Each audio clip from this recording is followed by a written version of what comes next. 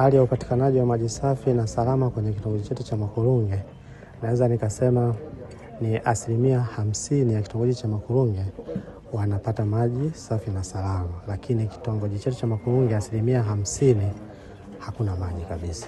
Mpango wa muda mrefu ambao tumepanga na DAWASA ni mpango wa kujenga tenki kwa maana ya kuleta mtandao mkubwa wa maji ambao utaanza mwaka wa fedha. Lengo kubwa ni kuhakikisha tunatoa huduma ya mara kwa mara ya upatikanaji wa maji kwenye kitongoji chetu cha Makurunge. Tofauti na sasa tunategemea maji ya visima. Nimefurahi kwa namna viongozi wa DAWASA mlivyotembelea leo katika kitongoji cha Makurunge kuzungumza na wananchi hasa katika kero ya maji. Namshukuru sana meneja Kibamba kwa namna ambavyo anatukimbilia kila pale tunapomhitaji.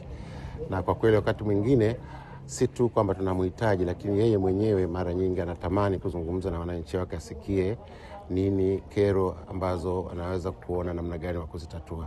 Sasa tunashukuru zaidi serikali kwa namna ambavyo anapanga kuona kwamba tujenge tenki kubwa ili liweze kumaliza tatizo la maji, especially eneo hili la Makurunge.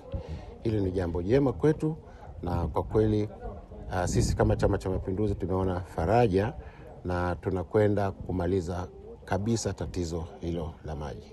Siku ya leo tumekuwa na kikao kizuri na serikali ya kitongoji ya Makurunge. Tutakuwa na mpango wa muda mfupi namna gani ya kuboresha huduma ya hapa.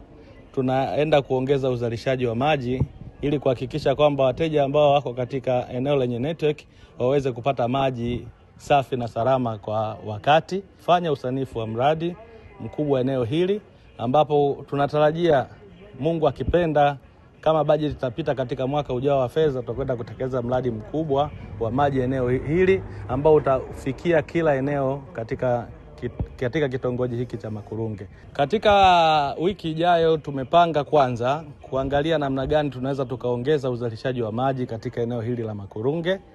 Pili, tunaangalia namna gani tunaweza tukaboresha huduma ya maji katika eneo hili la Makurunge.